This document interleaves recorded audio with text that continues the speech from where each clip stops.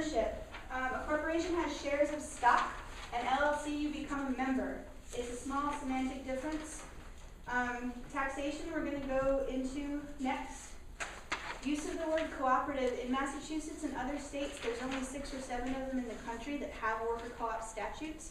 You can only use the word cooperative in the legal name of your company if it's actually organized under this Massachusetts General Laws 157, right? But this is not a super big deal. If you're not going to do so that, if I'm a partnership, I can't name my company Hot Sauce Cooperative. exactly. Wow. If you're a partnership, or if you're an LLC, if you're a sole proprietorship, you can't name your business Hot Sauce Cooperative. That's right. What you can in Massachusetts. In Massachusetts. What you can do, you can't name it Hot Sauce Cooperative Inc. What you can do is form Hot Sauce LLC, and you can file a DBA certificate in the city that you're working in saying, we're Hot Sauce LLC doing business as Hot Sauce Cooperative. And then you get Hot Sauce Cooperative on all of your marketing materials, your checking account, your everything. So it's also kind of no big deal.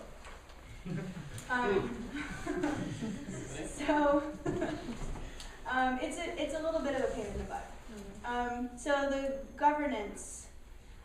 People say that the governance procedures are simpler in an LLC, and by governance I mean things like the formalities of doing your annual meetings, your keeping your minutes, doing your elections every year of your board members, having monthly board meetings. That's more strict under corporate rules, but a lot of people choose the LLC because it's a little easier in that regard. But I think if you're a cooperative, you're going to be doing that stuff already, and it's probably not that big a deal. So we're going to look at taxation, which is going to be really exciting. Quick question. Why is it harder to change from a corporation to an LLC than from LLC to a corporation? I'm not really sure. A lawyer told me that. I've never done it, but that's what a smart lawyer I know told me. Yeah, I think it's got something to do with the tax structure we're about to talk about, and the fact that there's I think it's got something to do with the tax structure we're about to talk about. So, quick question. Yeah. Which tab should we be putting these handouts under? Doing good business? question. Hold on a second. Let's, they should be under the tab,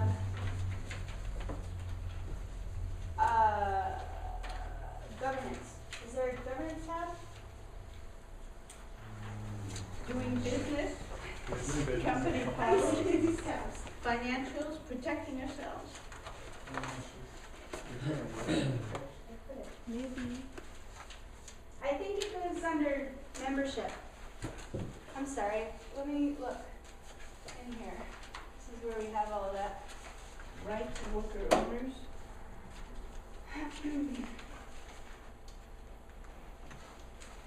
It goes under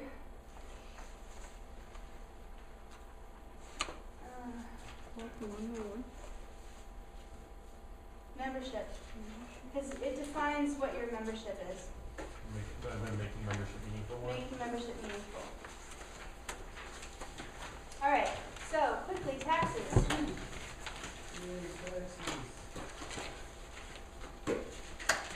Somebody show me how to make it go full screen. Present. Go to Present? present. Ah, right. Okay. Present. Thank you. It's easier to see it from back there. And you're up too close. You know it's hard. Okay. So, who has heard of a thing? Who has heard business people complain about double taxation?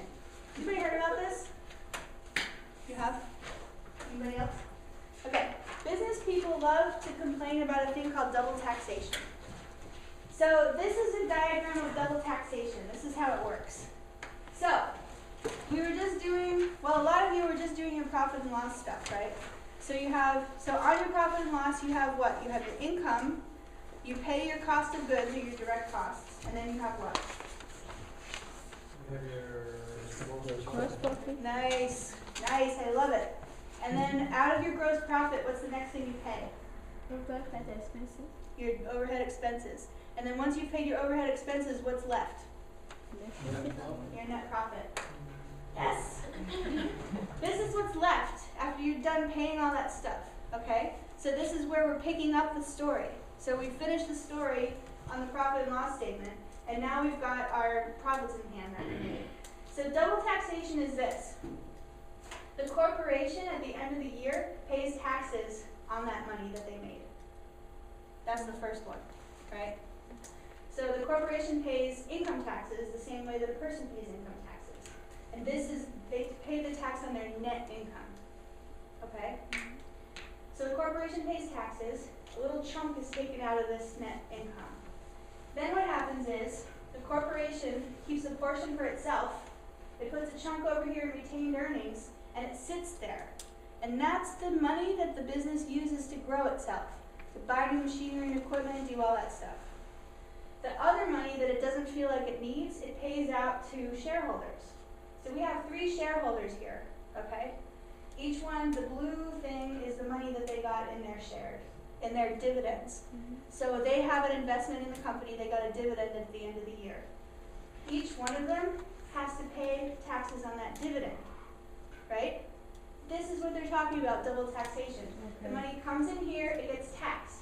It goes out Because the through here, dividend is and it not gets given taxed out yet. again. Huh? The dividend is not given out yet, and then that income, so it's taxed before and it's taxed after, and Yep. that's okay. It's taxed first, and then out of the money that's left after the tax, it goes out to dividends, and then it gets taxed again at the individual level. Each of these people pays taxes on it individually. That's double taxation. Business people don't like this at all. That's why they made the LLC. The LLC generally has a thing we call pass-through taxation. Pass-through taxation makes this a lot simpler, okay? Pass-through taxation, you have your net income. There's no taxes paid at the corporate level, okay? What's also missing here is that there's no retained earnings account. So there's no, like, remember we went over it and you were like, oh, you put some in the bank, and then you just, Right. there's none. There is money in the bank, but on your books, none of it is allocated to the corporation. All of the income and expenses of the business are allocated out to each member of the LLC. So it's as if each person was, that's how they do it in LLCs. They say like, I'm a 33% member of this LLC. That means they report 33% of the income and 33% of the expenses of the business, and they only pay taxes on it at this level, right? So they like that better. There's 2 things about this. One is that it's simpler, right?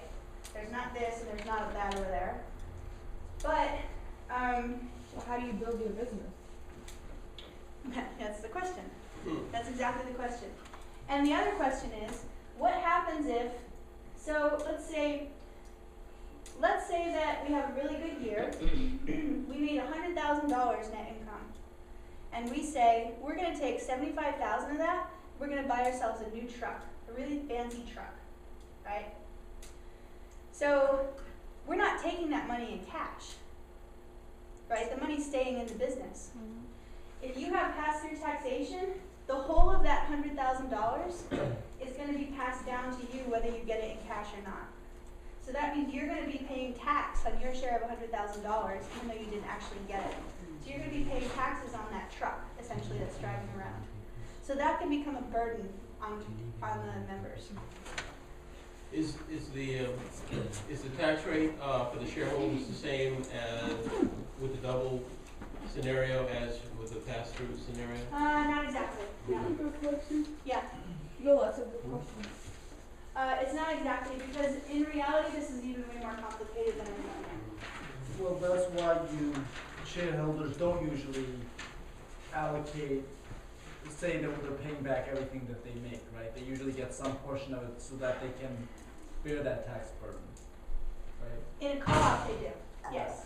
So, co-op, look how complicated this is, right? But the co-op is doing 2 things. It's trying to combine both of those things, right? So, in a way, we don't like the double taxation because that's paying money twice that we don't need to. But we do like having this retained earnings account, right? But the retained earnings account, the corporate taxes So this is what a co-op does. A co-op takes that net income and it splits it into two parts. It splits it into the part that gets allocated to the members as a patronage refund. Remember how we talked about how a co-op operates at cost, right? So if you're in a worker co-op and there's a surplus at the end of the year, it means the co-op in a way made a mistake and could have paid you a little more money. So this is just a refund going back to you, and it gets taxed as wages. So this is just a little bit more wages that you should have made over the course of the year, and you should get taxed on it as wages. There's some question about whether you have to pay self-employment tax on that. They're still figuring that out. So wait, the other one doesn't get taxed as wages? So the stuff, everything that's not allocated out to members, so anything that you want to keep in retained earnings, and some other stuff that I don't have time to go into, is treated as profit, and is treated as profit the same way as in a corporation. So you do pay corporate tax on that. The difference is that there isn't any money that you pay on twice. So you pay taxes on all of the money, just like in the other models, but you pay this tax on this section and this tax on this part, and that's the advantage of the cooperative taxation. So that amount is not deducted by the taxing. Right, Each you're dollar, not paying it twice. each dollar of net income is only taxed once. Each dollar of net income is only taxed once. So this stuff is taxed here, and this stuff is taxed down here. Yep. So how does this, Hold on a second, I had one more question over here. Wouldn't that be because going back to the double taxation? Yep. Let's say we made a amount of number, and out of that number we got a portion out of that number, let's say 700, and we got, I don't know how tax works, but we know what was left was 500. And for this one, so we started with 700, we split it into 350, but when we did the double taxation, we were only left with I get it. I have a question. See if you want Well, I some have a, Hold on a second, we had. I'm good. You We're sure? good. Okay. can you bring an example with numbers next time in some class? I think so. Yes. Like the same numbers, the same number of net profit for each one? Yep. With real like tax Will numbers? you text me that? Yes. So are you, if your state, for example, Rhode Island, doesn't have this, statute that allows for good question. cooperative, so you can't have the Okay. cooperative tax structure, right? Okay, so there's two things. Or- Thank you for asking Okay. that. I was totally unclear about that. There's two separate things you have to choose. You have to choose your corporate structure and you have to choose your tax structure, right? Most of the time, an LLC, okay, scratch that. You have to choose one of each. You choose the corporate structure at the state level, and you choose the tax structure at the federal level. This is an IRS regulation called Subchapter T, not this, but the co-op taxation. So pass-through taxation is what people call sometimes an S corp or an LLC, and a regular corporation is called a C corp. And those are designations from the IRS. If you want to register as a cooperative with the IRS, you go under a thing called Subchapter T.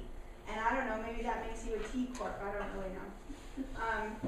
But there's, you have to find an accountant that understands this stuff. If you want to go this way, you don't have to go this way. No co-op police are going to come to your door and say, I heard you didn't divide your profit into net profit and surplus. You don't have to do this. If the hassle of going through this looks like it makes sense for your co-op financially, then do it. Go ahead and do it. If you think it's easier to just operate as a straight up LLC, that's fine, you can do that. It's your bylaws that define whether you're a cooperative or not. So in other words, you can be an LLC and choose the co-op taxation model. Yes, you can be eligible for the Subchapter T if you're an LLC.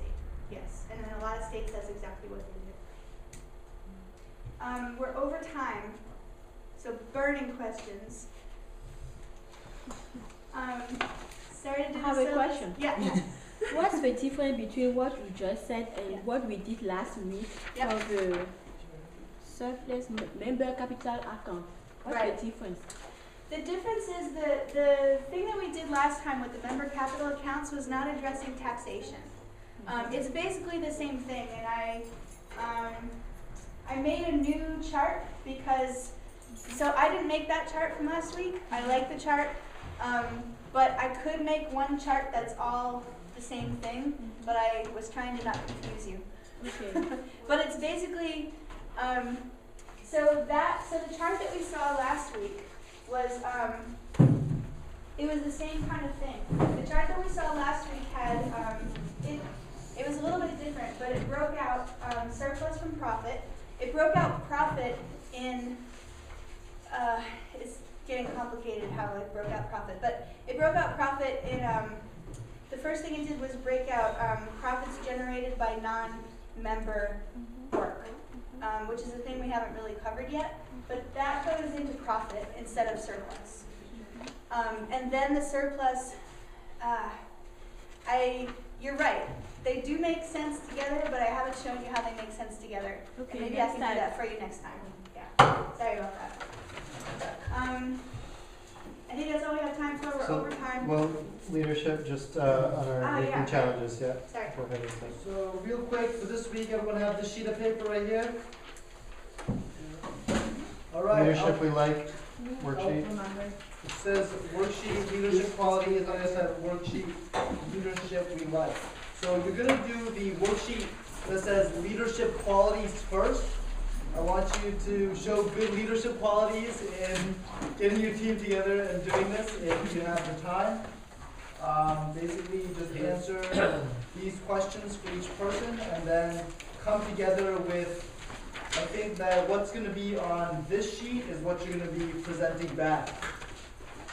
These are questions about what qualities your group identifies, and this is going to be different depending on your organizational structure or what values you have, but trying to fill out these questions individually to the best of your ability and then coming together to identify the common themes that each of you filled out and what kinds of things, documents you want to set forth, or ways you want to incorporate this into your mission statement, and how you present yourself going forward.